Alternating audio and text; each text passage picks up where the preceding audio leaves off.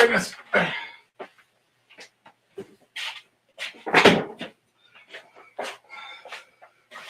Yes, I'm a little late. I'm sorry. Got looking at something. I've lost track of time. But here I am. Hello. Good morning or welcome to Thursday,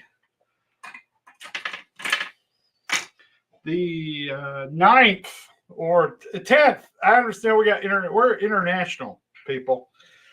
We're going across the globe or across the flat plane, whatever you believe in. Whether or not you believe the world is flat or you believe it's a globe, just know this: I believe in you, and that's the important message that we have today. I believe in you. But had a wonderful evening. I got to tell you about this. We were invited, my lovely bride, Teresa, my lovely wife of 30 years. I'm going to adjust this camera. Hold on 1 second. There we go. Need a little headroom right there is what I'm talking about. Anyway, so myself and the woman person. Okay, it's still bugging me. Hold on. Okay. And my woman person, Teresa, were invited to go to an interesting gathering last night. A gentleman who is a fan over in New York State came to the show that I did at Daryl's place a few months ago. And we met, we chatted, and he invited us over to his house for a little gathering last night. And he's really into bluegrass music. Very entertaining, very interesting fellow. And what he did was he got Compton and Newberry, who are legends in the bluegrass music genre, if you will. And he got them to come to his house and do a concert in his living room. And he invited a few of us over. There was about 15 people there, I guess. And we got a master class in bluegrass music with two absolute, masters of the art. And it was just a wonderful evening. We sat there and had some chili and macaroni and cheese and green beans, and listened to some great music. It was inspirational. It was very, very, very inspiring to me because, as you know, I'm taking up the guitar. I'm a musician now. I'm a bad musician. I still need to tune that. But it was inspirational to watch a true master of the craft playing guitar, and Compton was playing a mandolin. Newberry was guitar and banjo. We was going back and forth, and it was just a delightful evening. If you get a chance, look them up. Compton and Newberry. Compton was, as I found out when I was there, he was the mandolin player on the song "Brother, Where Art Thou?" If you're familiar with that, you know what I'm talking about. He was the mandolin player on that, so got to meet him. It was delightful. It was just a wonderful evening. And it was funny because they joked around about making mistakes. And I'm sitting there taking this all in, and if they made mistakes, I had no idea. I had no clue if they made a mistake or not. But they were making fun of the fact that they would make a mistake every once in a while. And it got me thinking, and kind of in continuation of what we discussed yesterday.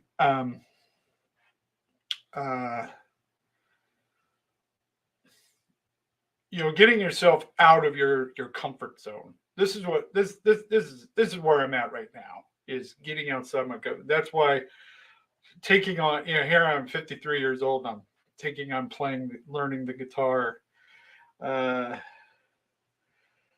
really put myself up, trying to get this and trying to commit myself to doing it. And I'm reminded of when I decided to do stand-up comedy for the first time. Like I said, I had done other forms of acting. I've done stage plays, I've done theater, I've done improv, I've been in movies, I've done all kinds of stuff, skits, all kinds of stuff. And to have the opportunity to do stand up was horrifying. I mean, because you got to understand, when you do stand up, it's just you. It's your material, it's your words, it's your performance, everything. It's all you. Everything about it is just you, and it's right there. It's right in the moment. There's no retakes. There's no fixing. It is what it is. You get up there and you do it, and you put yourself out there, and it is a scary thing to do. To get up there in front of a group of people and confidently uh, tell them, "Hey, I'm here to make you laugh." Because nobody gives you respect. I'll be honest with you. People don't give you respect if you say you're funny. Their instant reaction is, "Oh yeah, make me laugh. You're so funny." Blah, blah, blah. Because it's a challenge to their pride to think that you're funnier than them. And anyway, so because like I said, comedy is entertainment without a safety net. Because if it works, it works. If it doesn't, you fail horribly. And if you're a musician and you make a mistake, no one either notices, or if they do, they don't care. It's like they're just amazed that you can play and get in front of people and do it. But as a comedian, nobody has respect for you. If you get up there and you tell a joke that doesn't land, or you have a bad set, people will avoid contact. I mean, if you do poorly as a singer, people still come and go, "Oh, you tried. That you gave it a shot, and just keep working at it." They'll. But when you're a comedian, you don't get that kind of you don't get that kind of love. You just don't. You just don't. So if you're going to be in a comedy, I will say this: you're going to go into stand-up comedy. Just know that there's you develop a thick skin. You got to be strong and confident to do comedy. To be honest with you, you've got to have thick skin to do comedy. You just do. But anyway, where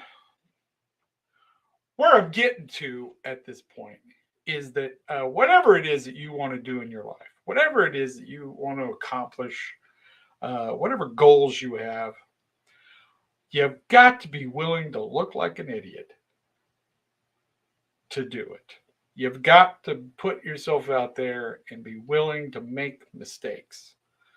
And also know that you're going to get criticized, because I know this might be a surprise to you, but there are people who dislike what I do. I know it's a surprise, but it is true. There are people who dislike what I do, and they are offended by things that I do.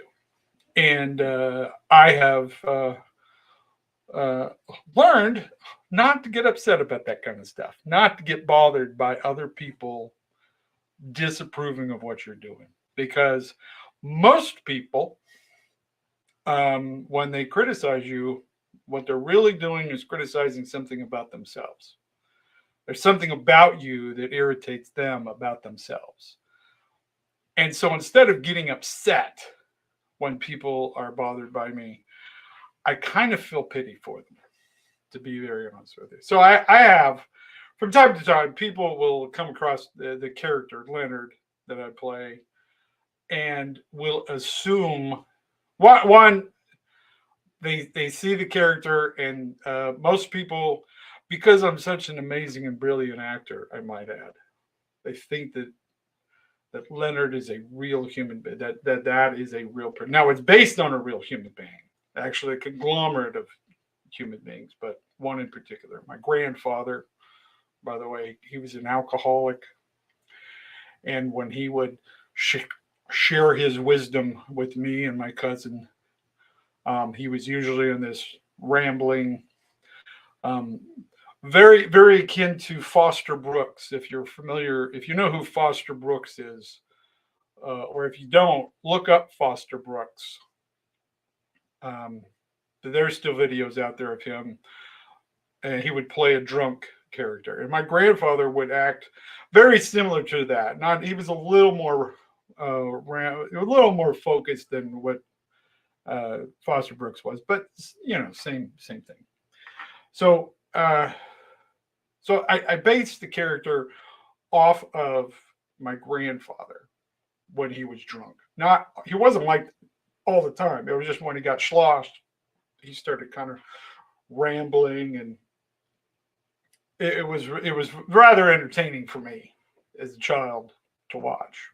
But anyway, so there's that element to it, and then there was a friend of mine who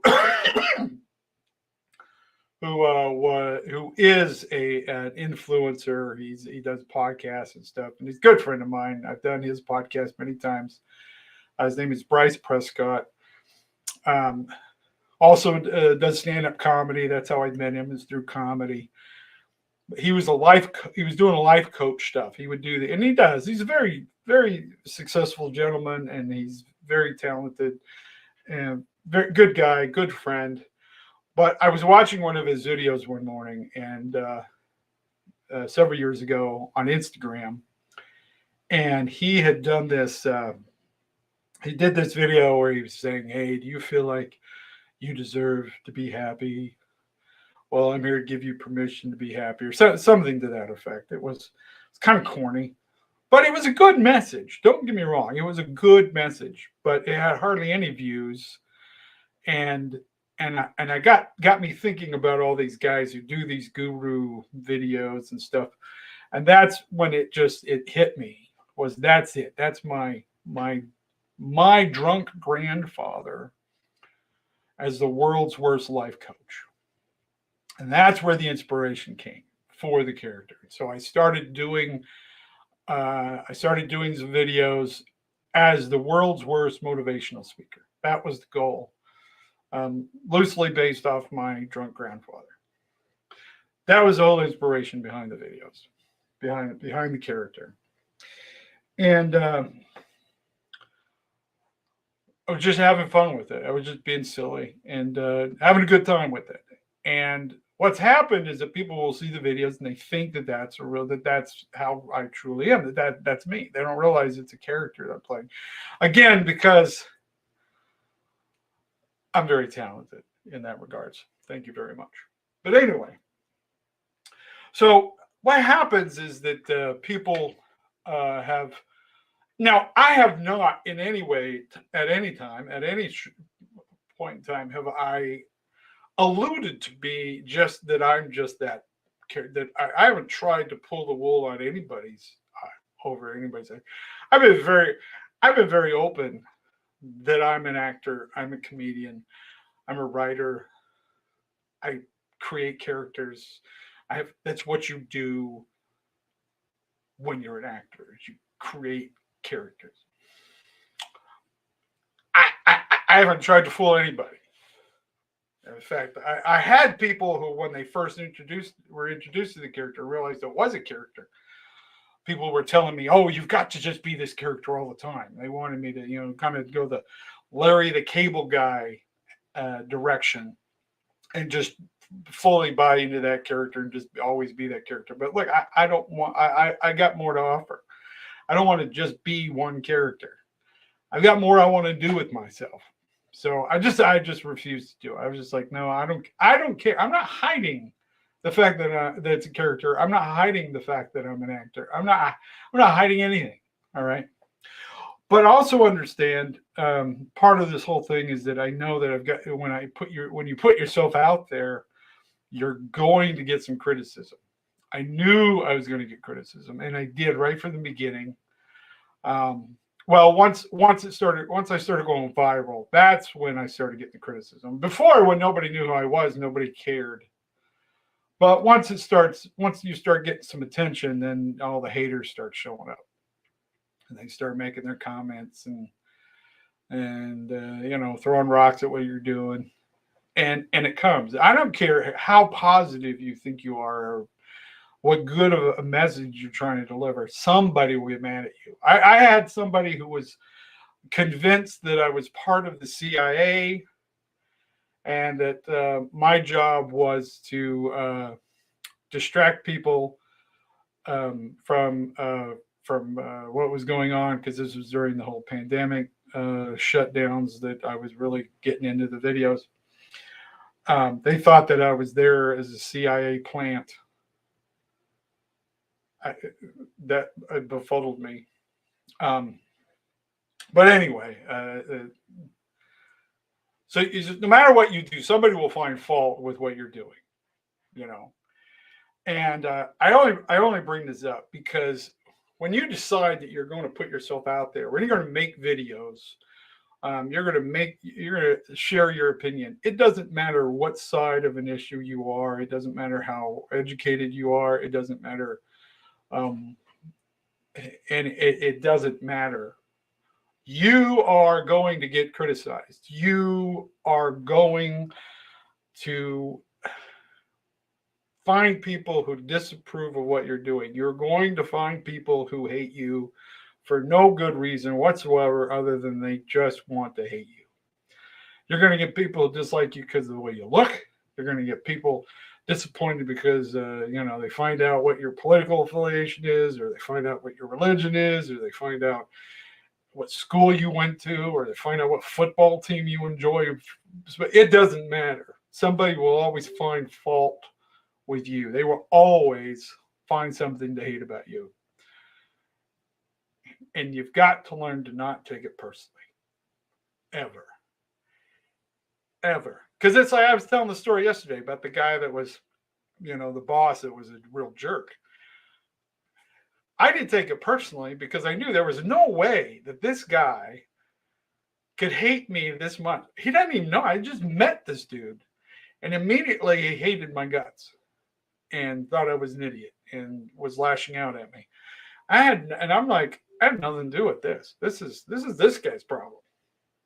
I just disassociated myself with the whole thing. I was just like, man, this guy's got problems. I never thought of it that I was the problem. I understood it was he was the problem. And that's the way I've carried over through my whole life, is that when people disapprove of me, or they dislike what I'm doing, or they hate me or whatever, I never take it personally, because I understand that's a reflection of them, and it's their problem. It's a them problem. And likewise, on the same side of that, also when I get a lot of most everything, I get 98% of the interactions I have with most human beings, especially online, very positive. I have a lot of support, a lot of wonderful people who share messages about my videos, that they've learned something, or they've gained an understanding. Their life, somehow I've touched them and made their day better, which is incredible. I love it.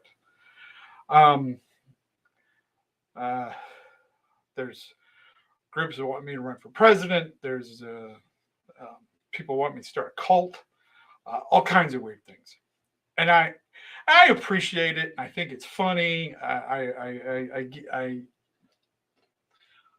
But I don't get wrapped up in it. It's like, never believe your own press, good or bad. And like I said, I appreciate the kind messages, but you can't let it go to yourself. I mean, you can't get a big head, because look, the messages that I share is the wisdom of the ages. I mean, it's stuff that I get from the Tao, from the Bible, um, Sanskrit, from philosophy, from the Stoics, from it's all there. When I was a kid, I used to love those little quotation books that had all the interesting thoughts and ideas. I love those. Those are my favorite things to read. I'd go through and read those thoughts and ponder them and think about them, and I loved it. I love that kind of stuff. And that's, to me, I'm just sharing with people stuff that you already know. You already have the answers to your problems, your questions. In fact, if you see the video, I just made a video this morning. It's an idea I've had floating around in my head for a while. I posted it just before I came on here today. If you get a chance to see it, go watch it. But it's about a man who goes and sees a guru and he says, "Hey, what's the purpose, meaning of life?" And the guru's like, I don't know." And so check it out. Check out the video. But that's how I feel when people want to put me into this category of a guru of some sort. I'm just a goofball. I have a degree in philosophy. I've been through a lot of interesting experiences in my life, and I love talking. I love entertaining people.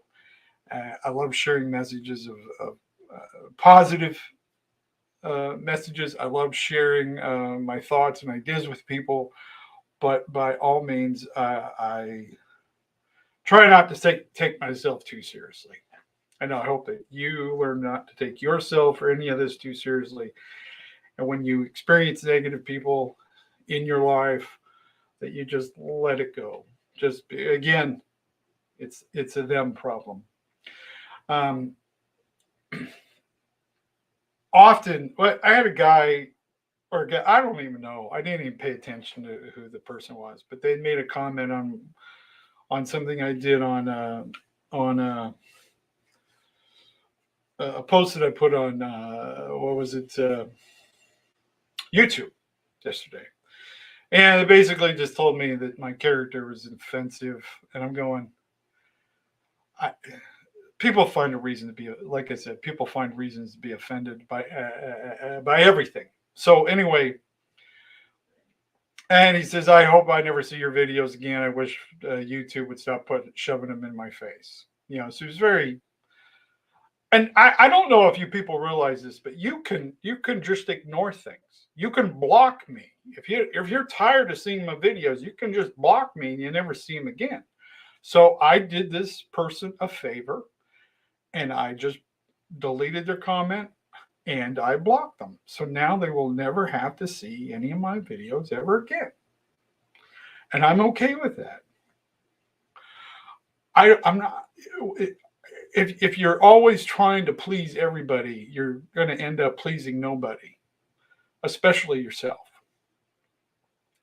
So what are you going to find, whatever it is that you're going to do in your life, whatever it is that you want to put yourself out there and accomplish in your life, you have to be willing to accept that, one, you're going to look like a fool, and two, you're going to get people who disapprove of whatever it is you're doing, regardless of whatever it is that you're doing. No matter how good you are. In fact, sometimes being so good, really good at something brings even more criticism because people get jealous, or they use people will become critics because they feel like they're some sort of an expert in the issue, even though they've know nothing about the subject. They feel that they have an opinion that matters. Well, I hope it matters to you, but it doesn't matter to anybody else. It doesn't matter to me. Your opinion to me is not my problem. It's your problem. It's your problem. In fact, one of my favorite things to do, and I talk about this, is I love karaoke. Now, I don't enjoy doing karaoke. I want to. I want to sing. I want to be a good singer, but I know I'm a horrible singer. But one of my favorite things about going to karaoke and it almost seems like it's every time I go, is that you'll find most of them are about average singers. So they're not horrible, but they're not great. They're just decent. They're fun. They're right. And then you have another set that's just really really good. Like you listen to them, you're going, what are you doing? What are you doing here? You need to be doing something professional. You have an amazing voice. You're incredible. You have that small percentage, just really great. But then there's the other end of the spectrum. And this is my favorite. My favorite group of karaoke people are people who are horrible at it, but don't care. People who sing horribly and just love doing it anyway. People who will put themselves out there and just go for it. In fact, I went to a karaoke night one time with my sister, um, who loves karaoke. She there for a while. She was like going to karaoke like every single night, and she had certain bars that she would go to depending on who had the best karaoke night. And there was a group of karaoke enthusiasts that was it was like a little had their own little movement going on that would show up these things. So it was kind of the same groups of people, a core group that would show up to these karaoke nights all the time. And she invited me to come one night to her karaoke thing. Just and so I go. And I remember it was a Monday night, and it was in this bar on State Street in Murray, I think it was, in Utah, which Murray's very near to Salt Lake City, basically. And so we go in there, and of course there were these guys. They have their own songs. Most of them don't even need to look at the thing because it's memorized already. They have their set list, if you will. And those people were fun because they were just really good singers and they were entertaining. The fact that they could sing really well. Um, but there was this one guy who was absolutely horrible. This guy could not sing a tune to save his life. But I will tell you, he was the most entertaining person every time he got up there because he would mess up the words. He was off key. He was just all over the freaking place. But man, was it entertaining! Oh my goodness, was he just a hoot!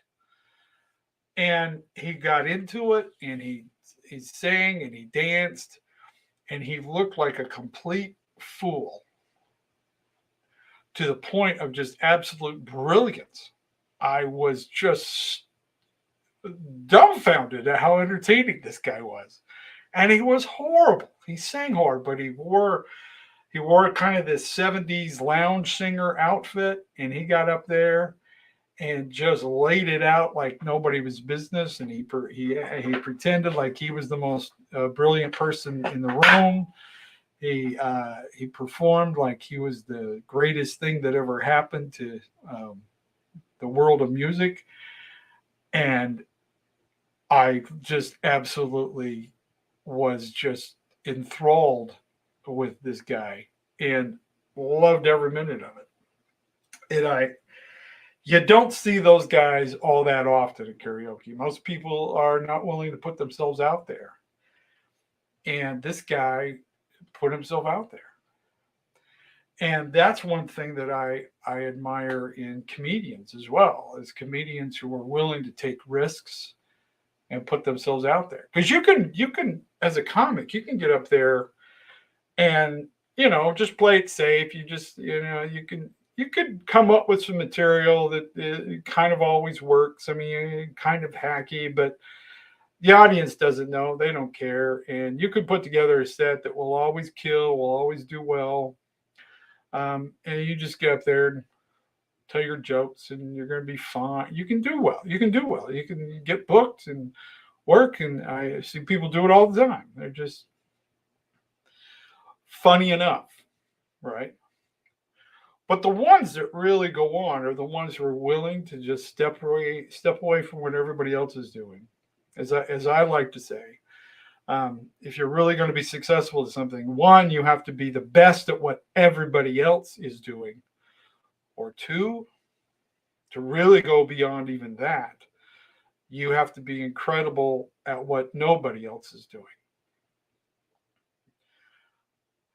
You have to be willing to make changes, make mistakes, look like a fool. You have to be willing to lay it out, put yourself out there, and make things happen, and be willing to look like a fool. Because the ones who fully commit to something, the ones who fully put themselves out there and are real and fully embrace it, when you're not trying to play it cool, you're not trying to look cool, you're not trying to just get through it. When you're out there and you're doing something unique and creative, and you are just laying yourself out there, you can literally perform miracles in front of an audience by really just getting yourself out there, letting fully go of your ego. That's a big part of it. If you've ever heard people talk about letting go of your ego, what is that? Well, it's when you're willing to let go of your pride, when you're willing to really just step up, let go of your inhibitions, let go of all your concerns, and just fully commit to that moment, fully commit to what you're doing, and just give your whole heart and soul to it, embrace it, and just do it. And just be willing to look like a fool, be willing to fail. But the only way you're ever going to progress, the only way you're ever going to develop as a comedian or anything else that you do, is fully embracing that idea that it's okay to look like an idiot. In fact, one of the things I started doing when I go to open mics, I tell people, when you go to an open mic, especially if you've been established for a while, you've been doing it, you should be using an open mic to improve your performance, to either present new material that you're working on or do something new with your performance. Um, be willing to take a risk and put something out there. My goal, a lot of times you're worried about doing new material because you're worried about it not working. You're worried about looking like an idiot because the joke didn't work. And look, I've been doing comedy for over 25 years. I still write stuff that doesn't work. I know that surprises you, but it's true. You will, it's part of the process. You're going to make mistakes. You're going to have stuff that doesn't work. And there's stuff, it may not work that time, but the next time you do the joke, it will work. And you learn this, that you just keep going. You find your material, you just keep going until you kind of find the better way to present it or the better way to word it.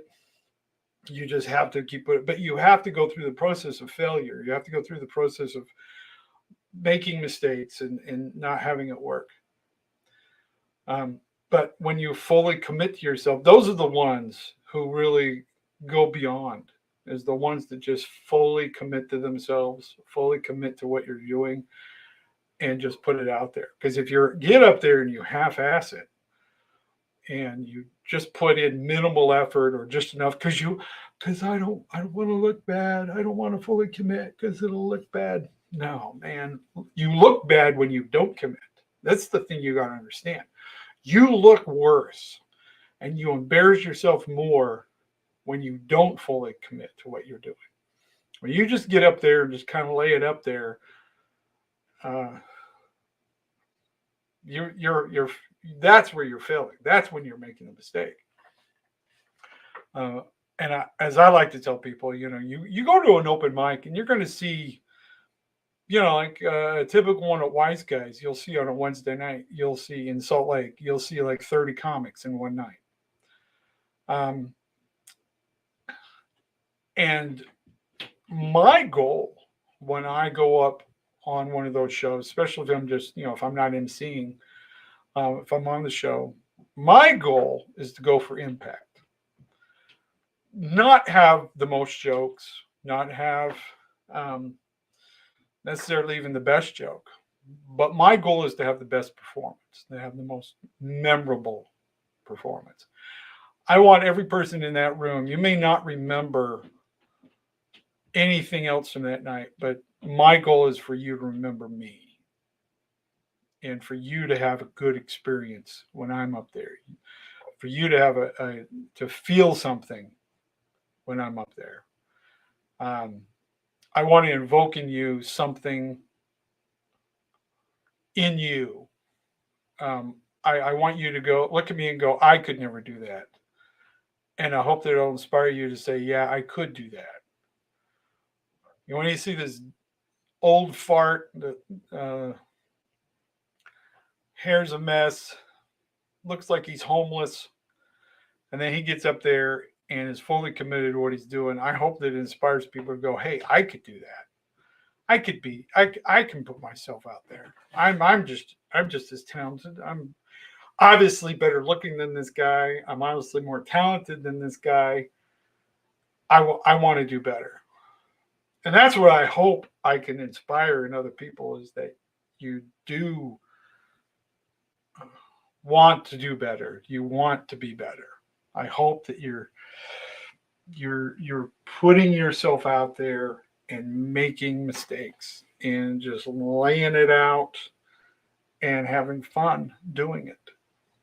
And again, this applies to everything and anything you do. Be willing to put yourself out there. You know, when you make videos for TikTok or whatever, you know, people are like, oh, I don't know if anybody will watch it. I don't get when you first start making videos on TikTok, nobody's watching anything that you're doing because you don't have any followers, you don't have anything going on, they don't know who you are. But what you do is you start making the videos and you kind of find your voice, you find who you are and what you're about. And you just keep making them and making them and making them. And over time, people you'll pick up a few people here, a few there, a few here, and then eventually what happens? You start getting more confident. You get better at making videos. You have a more concise message, and you start connecting with people. Part of that is because you're connected with yourself, and you're finally really getting your voice, and you're getting it out there. And then what happens is one of your videos will hit, and then once it gets in, because once it starts hitting, they'll come back and they'll want to see what else you've done. So they watch your other videos, and all of a sudden those start getting more views. And that's how you build. Is hey, I'm not going to have any followers for a while, and if anything, that's a great opportunity for you to really play around. Because like if you don't like a video, you just take it down. You can. I know this is a surprise. You can delete it, and you can redo it. You know, put it back up later. But be willing to put yourself out there, make the mistakes, learn, and then just keep moving and never stop learning, never stop progressing. Always be challenging yourself to do more. And again, you're going to get criticized. You're going to look like a fool. That's part of it. The more foolish you look, the better. Put yourself out there. Make it happen. Get yourself out there and make it happen, my friends. That's the trick to the whole thing. Make it happen. Give of yourself. Give of your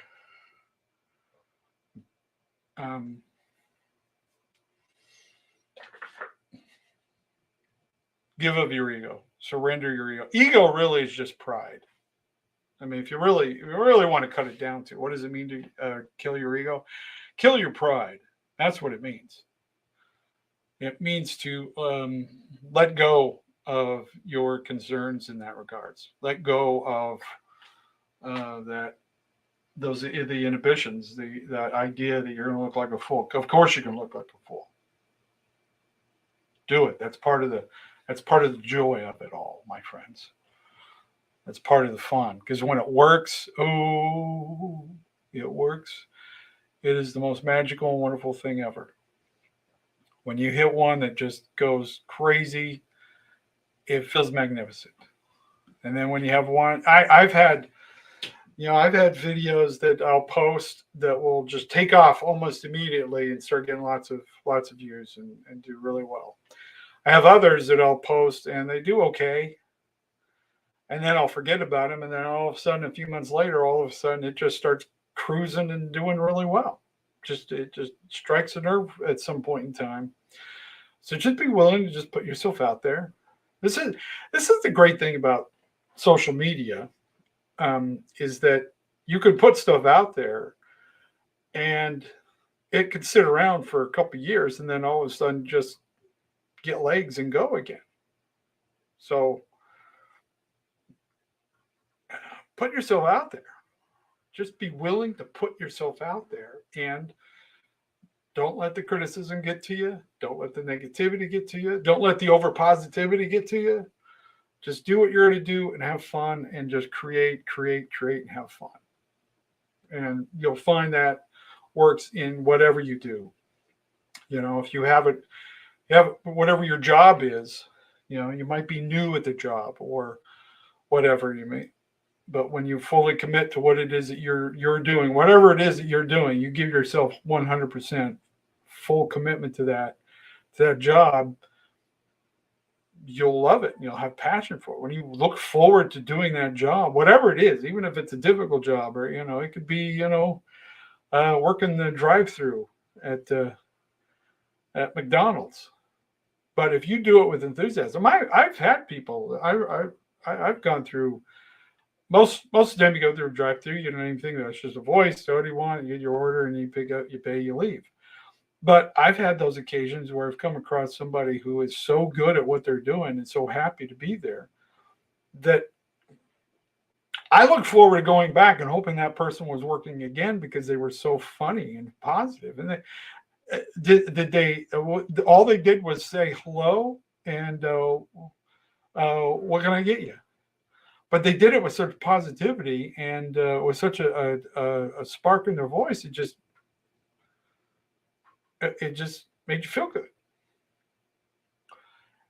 And you can do that no matter it doesn't matter what your job is. When you fully commit to just, hey, I'm going to be positive and I'm going to help other people be positive. I'm going to share a little joy in this world.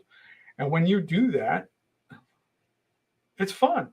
And even when you run across people who get mad at you for being so positive, that's still a little fun because you gave them a little something to get upset about. Because that's what that brings them joy, is being upset about something. So you give them something really good to be upset about by being positive. You're winning. You're helping them out because they want to find things to complain about. You just gave them something really wonderful to complain about. So good for you. Do it. Get out there and make the world a better place, even if people hate you for it. That's what I'm doing. Anyway, that's my message for today. A little shorter than we've been, but I'm going to hang out and still. If you want to hang around, I'll take your questions. So let's see what we got going on here.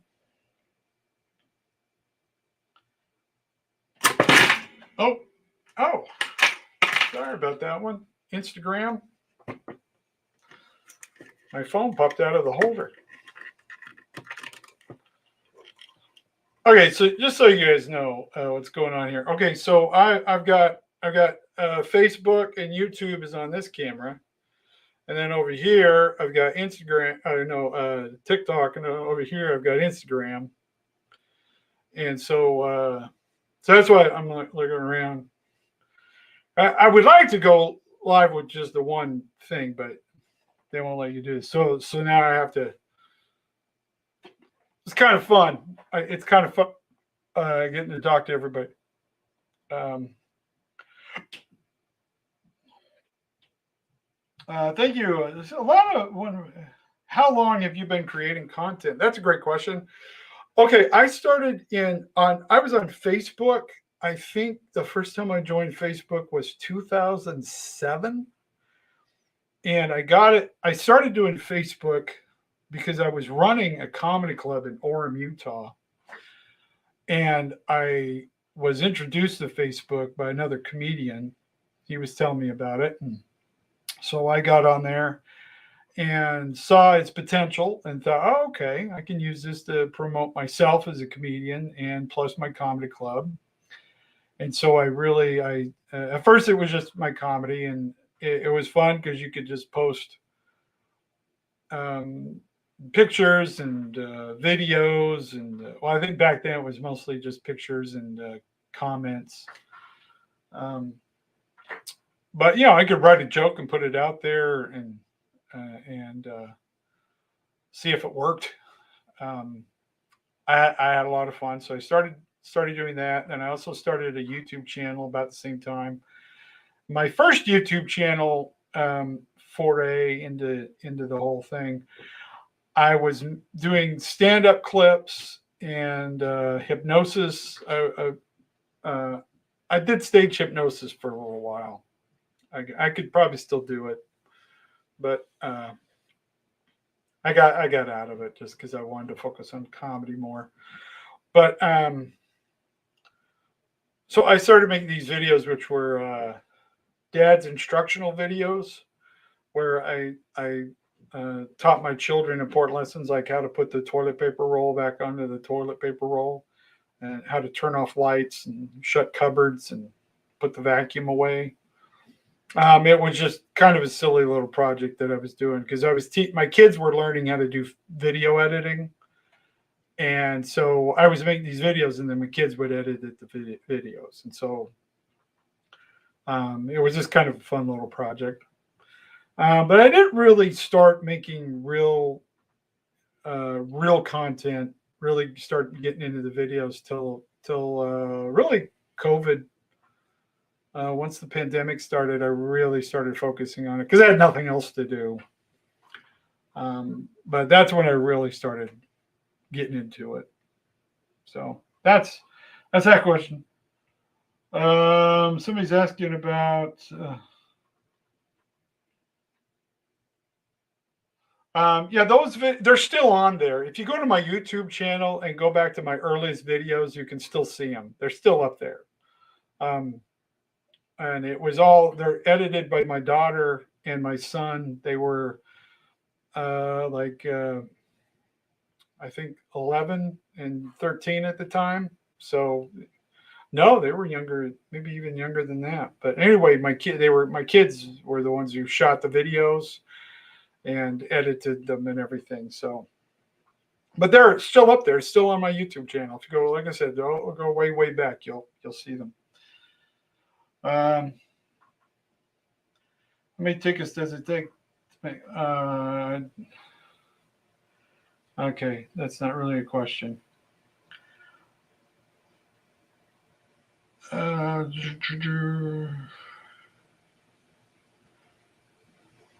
Get you all inspired. I hope I inspire you to do stupid things, but just don't hurt yourself or others. That's all I ask.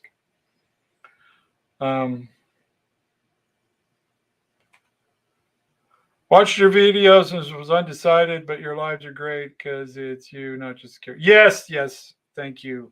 As we address that. I love your videos from Jack Osborne. Yeah, that's if you guys don't know, Jack Osborne, who is of course the son of Ozzy Osbourne, shares my videos from time to time, and it's pretty cool. It's really cool when I found out. Also, Steve Baldwin, who I've been a fan of for a long time. Steve Baldwin shares my videos, and of course Howie Mandel has duetted 3 of them from TikTok. So yeah, I'm humbled by this all the time. So it's been fun. Do you dye your hair? No, this is all natural. This is all natural. I started going gray when I was in high school, and I dyed my hair for most of when I was in my 30s and 40s. I dyed my hair because it was going gray, and then finally I just decided, like, this is me. I'm gray. I just embraced it. So I stopped dyeing my hair and just started growing it out. Do you have a stance on what was this? Role of psychedelics and okay, this is a good question. Psychedelics, because I get invited to a lot of pot smoker conventions and stuff, and have been asked about psychedelics. I do not use any psychedelics. I do not use any drugs. I though am not opposed to them. I think that they should be legal. I don't. I it's like psilocybin, DMT. I mean, your brain, as the song goes, how can you make illegal what you're already making your brain? Um, uh, I'm not opposed to those things. In fact, there's been a lot of research that's done that has helped a lot of people with psychedelics. So I don't have a problem with people who use them. I choose myself. I just don't use any substances that change my or alter my mood or my frame of mind. I think that they can have some positive effects. I know a lot of people who have experienced them who uh, it's helped them, and I agree. I've had no need for any of those things. Um, I do meditate. I do pray. I do breath work. I do uh, those kinds of things, but I don't use any drugs of any kind. But again, I do not in any way um, have anything against people who do. I don't, because I understand the whole thing. Would you consider a part as Gandalf the Grey in the new Tolkien adaptations? Yes, I would, as long as it's the actual Tolkien. If you know what I'm saying. I love The Hobbit. I I love the J.R. Tolkien. So yes, I would be honored to be play Gandalf. Um,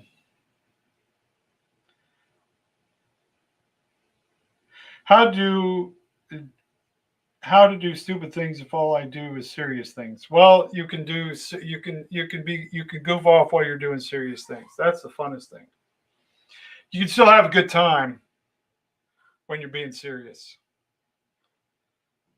Psycho Sylvan, yeah, that's what it is. Do you have any aspiration to become an actor? I am an actor. I've done some acting. Uh, I would like to do more acting. Yes.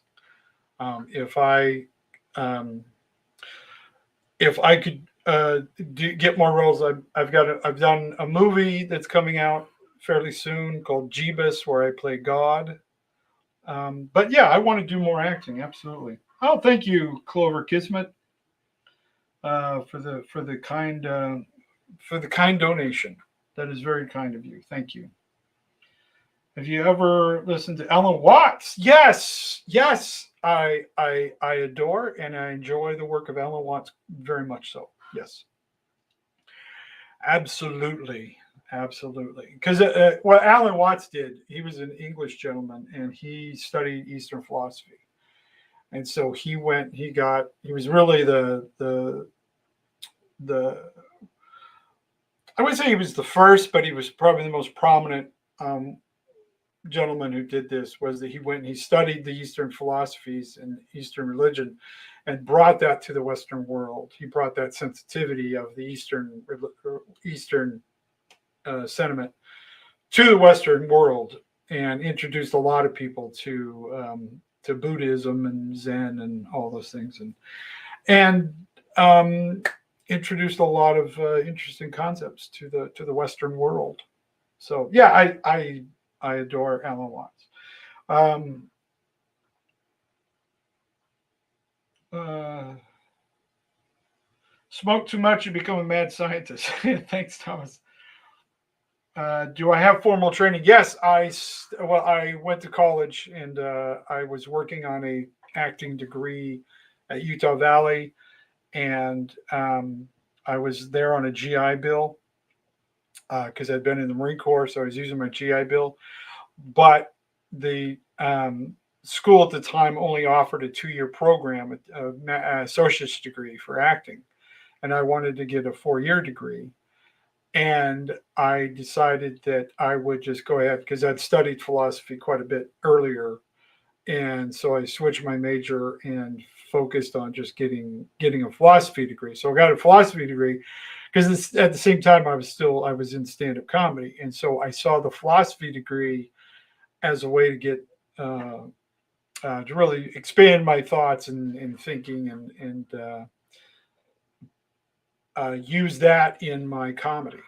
So that's what the whole philosophy degree is about, was being a better comedian. Because if you study the structure of logic and you study philosophy, philosophy really is just bad writing, bad comedy. And so I took my comedy experience and started applying it towards philosophy, and here we are. And here we are.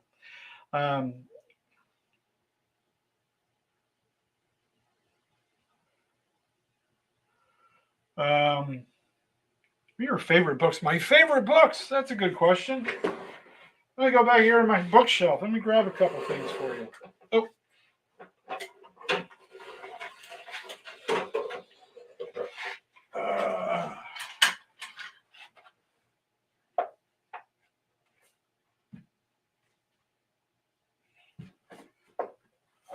Let's see.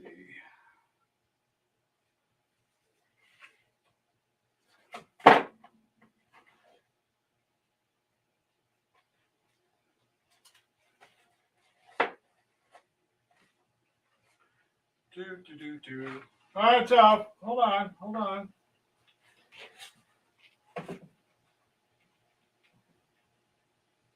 Anyway, here's. Okay, this is one I think is must read for every human being on the planet should read this book. As a Man Thinketh by James Allen. This is, if you read this, then pretty much all the other self-help books are footnotes to this. This really is one of the greatest self-help books you'll ever read. It helps you just put your life in perspective. It's a great book. So if you can find it, that's it right there. I should probably I don't know. I should probably have an Amazon account and link to it. But this is it. As a Man Thinketh by James Allen. You should read this book. This one is one that I just started reading, and I think it's pretty much anything on Stoicism is going to be beneficial to you, because I think the Stoicism philosophy, probably the best hands down way of looking at life. And so any book on Stoicism, this is a great one. The Stoic Challenge by Irvine. But he breaks down Stoicism and really puts it in a way that you can incorporate it into your life.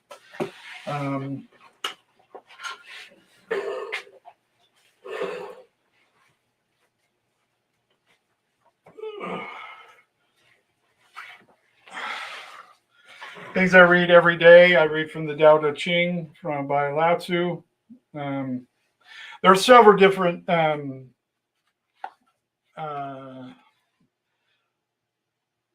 translations. I particularly like all of them. I don't have any issues with any of the translations. Just any version of the Tao Te Ching, I think is good, because what it is it's really great stuff if you're meditating and you really want to ponder some ideas. If you go through each day, so it's broken up into chapters, and very, very short, but you read that and then just kind of ponder it through the day, the message that it's sharing. And it just really kind of gets you out of that. If you ever feel like you're kind of in a loop mentally, where you're just kind of always thinking the same thoughts over and over again. Well, what you need to do is you need to introduce new ideas and new thoughts into your patterns, whether it's an idea that you agree with or not. I mean, you can. The goal is to just take a thought and play around with it and see the world from that perspective, or try to understand it. The Tao Te Ching is one of the best books that you can find that does that for you. That it gives you something new to think about every day. So I highly recommend that.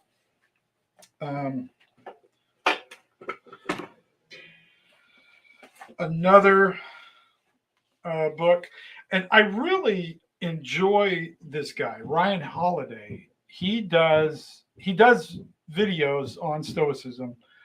He's on Instagram and YouTube and Facebook, but his name is Ryan Holiday. He goes by the Daily Stoic, and this is his book, The Daily Stoic. He's written many, and he's a very, very talented scholar. Very interesting fellow, but the Daily Stoic, and this is one of those like 366. So it's every day. So it's kind of like the Tao Te Ching would be. It's a different thought each day, and it's very simple. I mean, it's an easy. You pick up and read. It's got room if you want to write notes or something on the book. But again, it's get you out of your thinking the same thing over and over again. It gives you something new to think about each day. And so I really enjoy this book, The Daily Stoic. This is something I read from every day and get ideas and inspiration from. I think what he's doing is amazing and awesome. And I fully encourage you to go watch his videos because he breaks this down. I would like to do more. I will start doing my own videos about more Stoicism. And then, of course, and then my scriptures, the Bible. I read the. See, look, I really do. I read the scriptures. I read the Bible. I prefer the King James version of the Bible. I have other versions of it, but yeah, and then Mormons. We got the Book of Mormon and stuff. I read that every day. So I read scriptures every day. I read from the Tao Te Ching every day, and I read Stoicism every day. So these are things I read from each day, every day, currently. And it'll change. Sometimes I'll get a different version of the Tao that I'll read through and mark up. But currently, the Daily Stoic is one that I look for every day. And again, it's part of that is just introducing new thoughts and new ideas, thinking about things that are positive. Because you wake up in the morning, first thing you do, you get on your phone, you start scrolling, you check out your numbers. How's that post I did yesterday do? And then you go on to Twitter and find out people are arguing about, and then you look at the news and find out what's going on, all that stuff. So you start filling your head up with other people's thoughts already that are either a lot of times aren't necessarily the most positive and good thoughts. So if you start every day by introducing good thoughts and good things to think about, whether it's a quote from a philosopher or Proverbs, that's a good thing. Go to Proverbs in the Bible. That's a good way to introduce yourself to something new to think about each day. Proverbs or Psalms.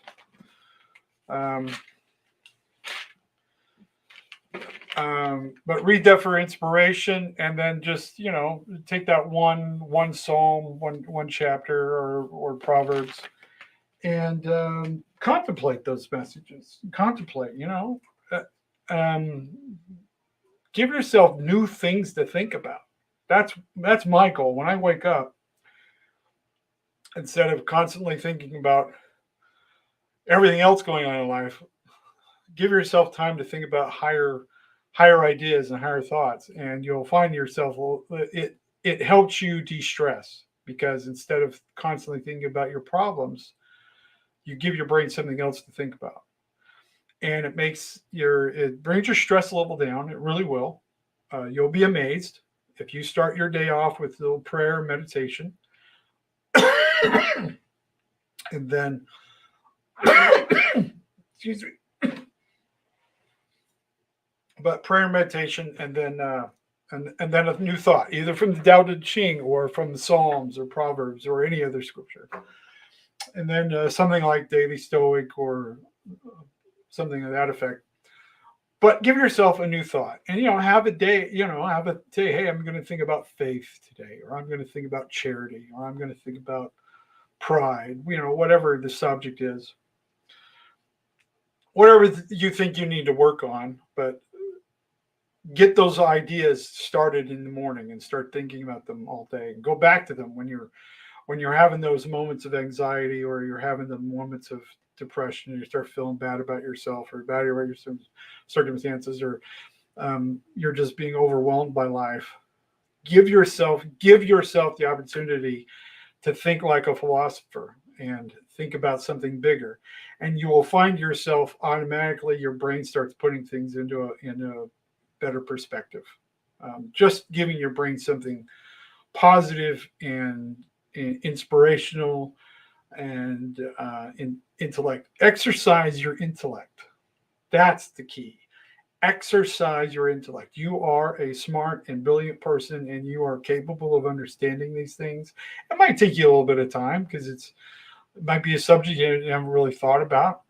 But introduce yourself to new ideas, new thoughts, and challenge yourself. So that's that. I hope that helps. I hope you'll go out and find As a Man Thinketh. That's a great book. And there's lots of books out there, lots and lots of great books out there to challenge yourself with. Read things that you disagree with. That, if you are always just confirming your own bias, that's when you'll get yourself stuck into loops and stuff. But if you really want to make a change in your life, read things that you disagree with. Go find someone that completely is against everything you believe in and read them. Because you're only going to improve your own understanding if you're willing to challenge yourself. If you're willing to go and find things that are wrong with the way you think. That's how you either improve your thinking, you get stronger with what you understand, or you might challenge yourself. You might learn something new that you didn't understand. So, I've read Dawkins and all that kind of stuff. I read from every perspective that I can, left, right, the center, because you need to challenge yourself and do it, and I found you'll find that you'll still fulfill a whole lot better of it.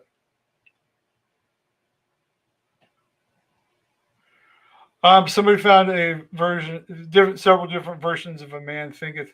I don't think you can go wrong. I mean, usually the interpretation, the versions are usually minimal, so the general ideas are all there. So I wouldn't be too worried about what that is. So.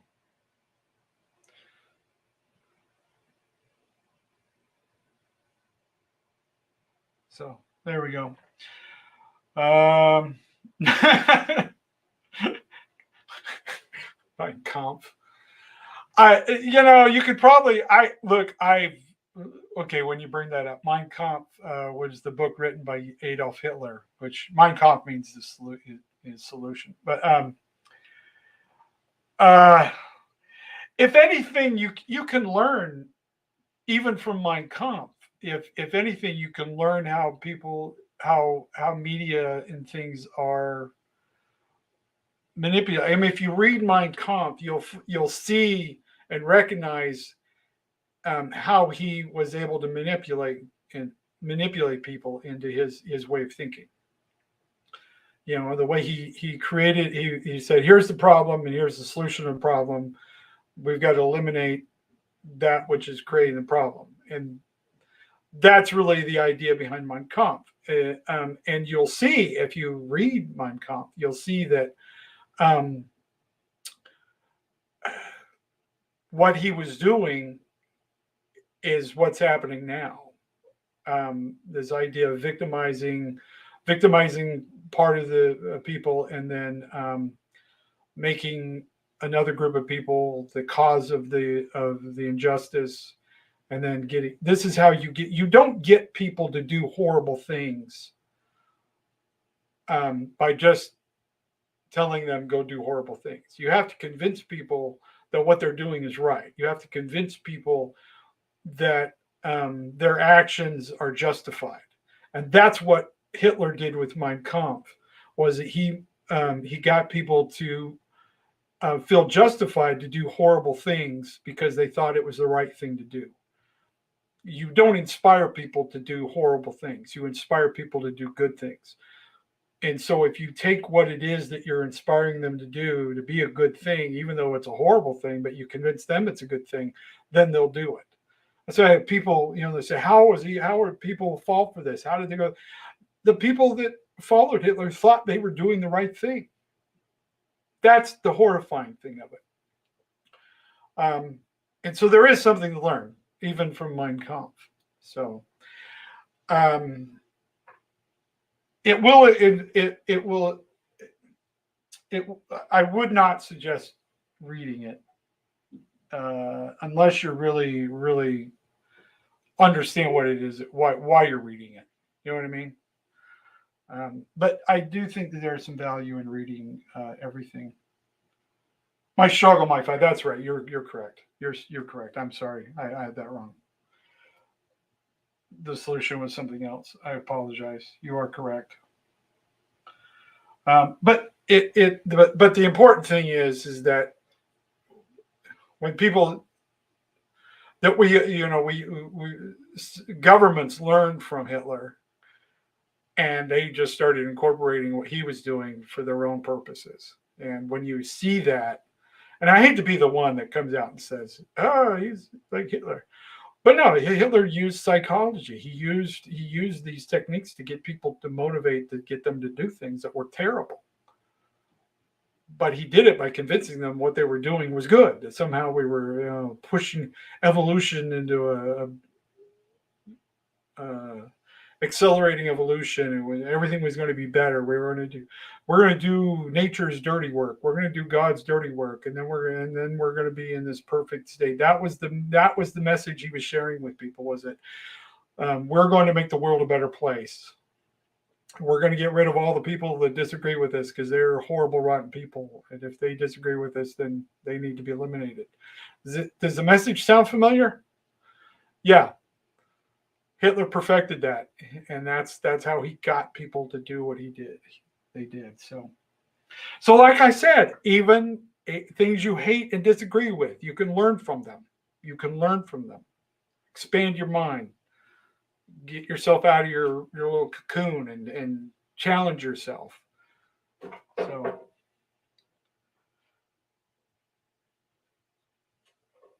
yeah, that's true. Yeah, he did, but he people feel like they have to be justified in the things that they do. So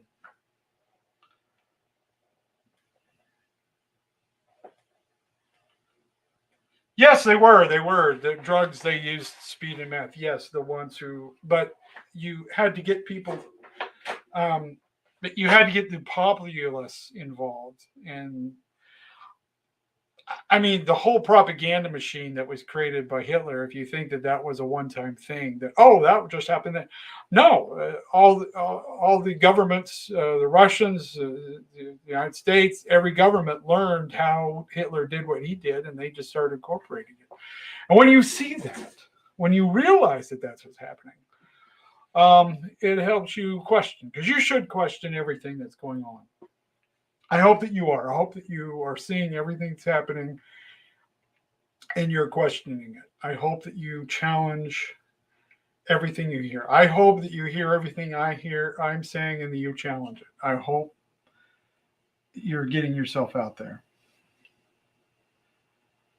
Oh, the gateway thing. If you're familiar with that, there's a declassified thing called the Gateway Project that was declassified by the CIA. It goes into all kinds of interesting things. Maybe I'll do a podcast about it sometime. Have you ever heard of Jordan Peterson? Yes, I have. And so I read Jordan Peterson quite a bit. So yes, I'm very familiar with Jordan Peterson. Your thoughts on him? I personally find him to be one of the most important humans out there today. He's just trying to get to the truth. Yes. Again, what's happened in our society is that we have become so alienated towards because we especially in the United States, and I think it's happening worldwide, is that it's this us against them mentality. So it's left versus right, and it's the dumbest thing ever. Because you're getting people fighting who we basically agree with the same things. We all want clean water. We all want people to be able to live their lives happy and to be able to choose their own path and find happiness and joy. We all want those things. We really truly do. We all want everyone else to be happy. We want to be happy. The question is, how do we get to that point? And there are people who are greedy, and there are people who take advantage of the system, and there are people who are in positions of power who enjoy us fighting with each other because we're ignoring them and what they're doing. And this is on both sides of the political spectrum. So when you have someone like Jordan Peterson come along, and what he's doing is saying, look, there's a better way to live your life. There's a better way to conduct yourself. There's a better way to see this world. You don't need to be full of fear. You don't need to allow yourself to be controlled and manipulated. And if you see the people who hate Jordan Peterson, and most of them have never read anything by Jordan Peterson, they're glomming in on one idea, and they've decided that he's this complete bonkers nut job, and that they've never read anything he's ever done. Again, I've read Jordan Peterson. I've also read Sam Harris. I think he has some value, some great things to say. I said you should expand yourself. If you hate Jordan Peterson, you should read Jordan Peterson. If you hate Sam Harris, you should read some Sam Harris. I mean, if you're really going to hate somebody, go find out what you're really hating rather than just hearing somebody else's opinion that you're agreeing with without knowledge. So get yourself out there. But yeah, I think Jordan Peterson's message is a great message. Yeah, responsibility, being responsible for yourself, because you're there. I don't care what you think that you're going to accomplish by having the government give you everything, because it will never. The governments are running out of money. I don't know if you're aware of this. We've been trying to do this whole government take care of everything for quite a while, and what's ended up happening is we've given power to a bunch of people who don't know what they're doing, who are ingratiating themselves. I mean, look at all the politicians that are millionaires and billionaires because of insider trading that they're allowed to do. But if you did what they're doing, you would go to jail.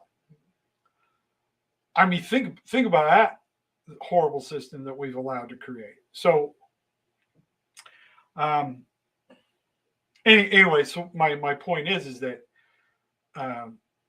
when you focus on personal responsibility, you focus on what you can do with your life and taking responsibility for yourself. I think it's a great message. It's one everyone needs to hear. And I hope that yeah. So yeah, I do enjoy it. I hate them all. Yeah, I dislike the government, and anytime somebody says, "Hey, I should be in charge," I already distrust them. Just so you know. That's why when people tell me I should run for president, I really I'll do it jokingly. And when you see stuff, Rodney Norman for president, Rodney Norman 24, I'm doing it as a joke. I'm just so you're clear. I have no intention of becoming president. I don't. If I ever actually became president, I would probably be assassinated because of the things that I would start doing. I'd go into full disclosure. Um, I it would it no. Um,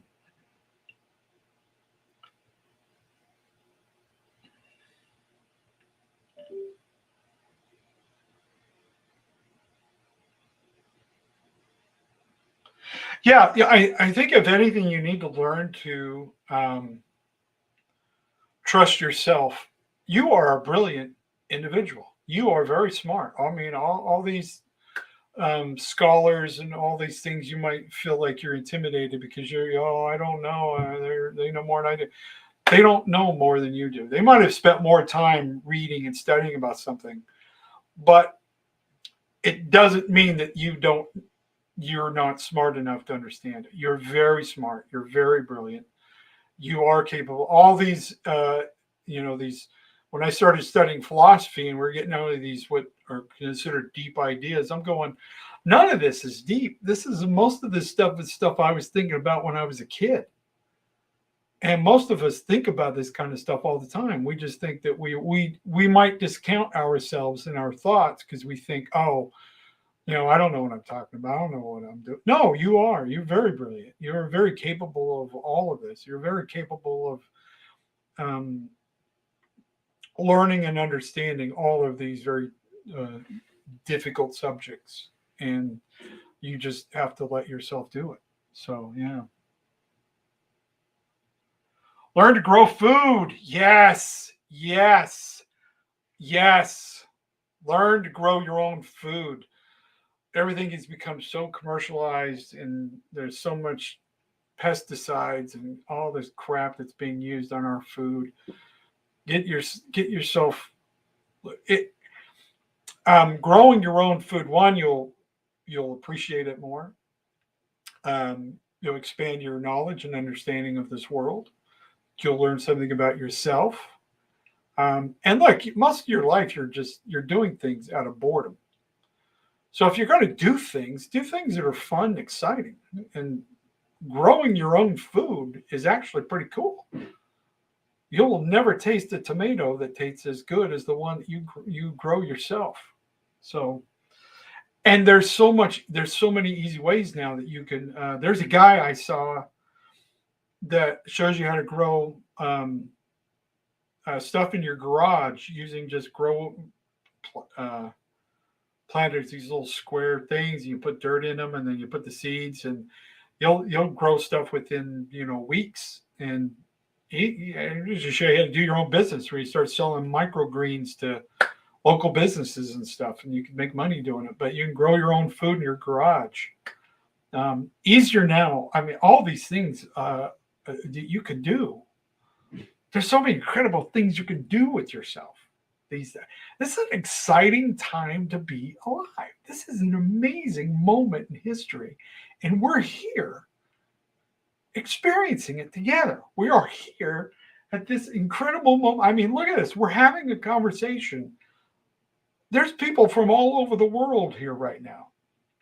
People you don't know. You can meet somebody from across the world, or you might find somebody who's a neighbor who lives in the same town as you. Right here, right now. I mean, this is incredible. To just, I literally have my own show, and all I did was just turn on a camera and start doing it. This is unheard of when I was a kid, and here we are. I hope that everybody here understands just how incredible this whole thing is, how incredible life is, how incredible this whole experience right now is, even with all of its problems, even with all of the issues going on. This is an amazing time to be alive. And I hope that you see it. I hope that you realize that one, you are blessed beyond blessed just to be here. And I understand that we all have issues. We all have money problems. We all have our personal relationship issues. We all have our challenges. We all have things going on. But if you just take a look around and go, man, this is actually pretty freaking amazing. I mean, you carry a computer around, a handheld. You can communicate with anybody you want at almost any point in time during the day. You have access to more knowledge than literally 99% of the people who've ever lived on this planet at any given point in time. You have access to so much.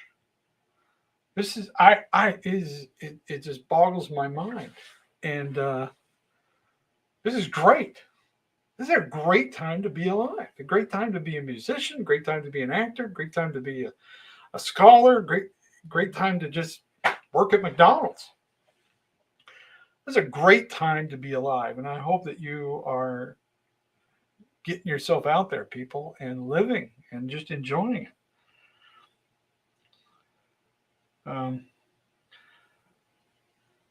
Fasting actually has been proven to be beneficial. Yeah, fasting. I do fasting. I do intermittent fasting from time to time. It's very beneficial.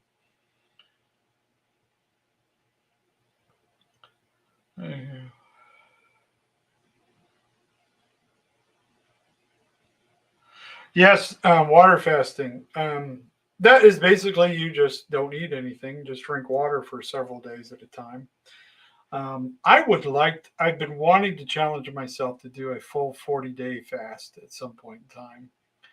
The longest I've gone was 5 days without any food, just drinking water.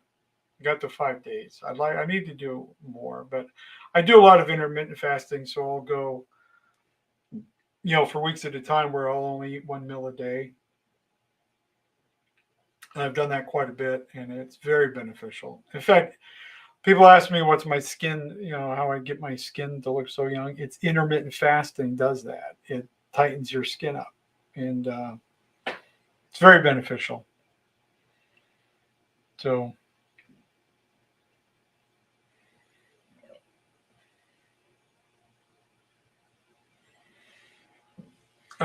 yeah, I would like to do more fasting.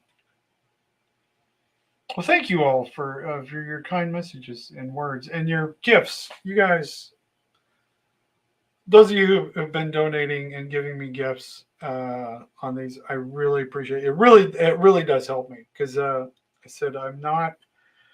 Um,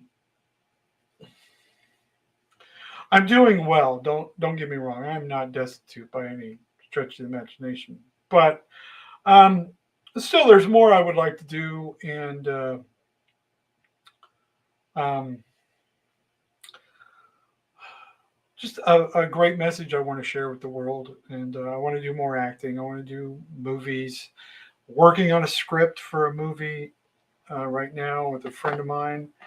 I've got some great projects in the works, and we're having a good time. So, I will give you an update on dragon fruit.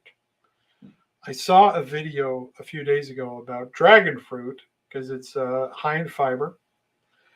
Um, uh, that if you're having issues with your bodily systems and you need a good flush, eat a dragon fruit. They're about, I think I got one at Walmart for like $6. But you cut it in half. It looks really cool, and the dragon is just it makes you feel like you're. I mean, it looks unreal.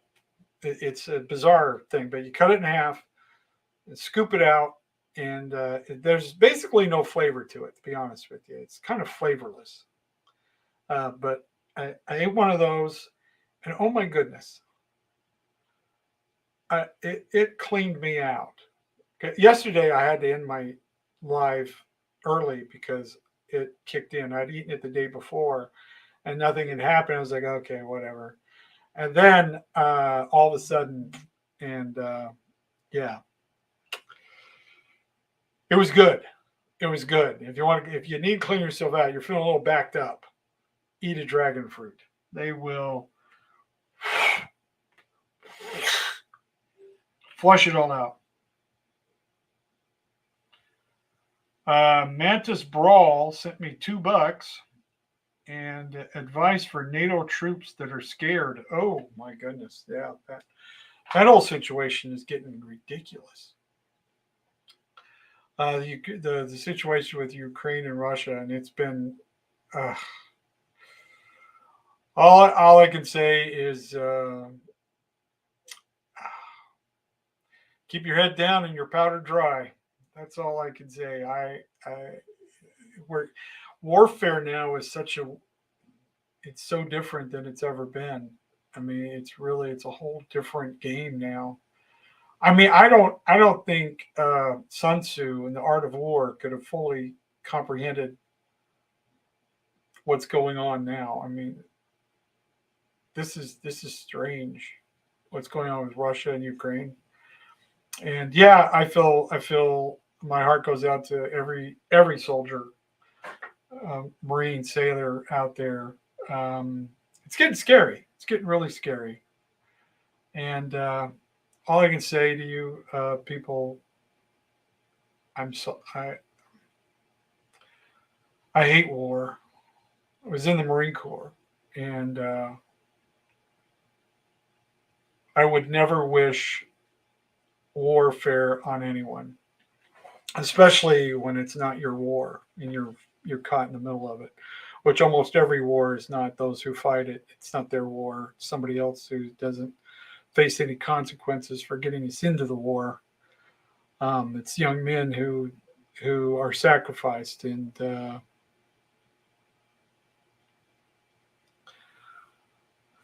no good answers to any of it. And then when you see people profiting from the whole thing, that pretty sick and sad to see that whole thing. So to those who are in NATO, my heart goes out to you.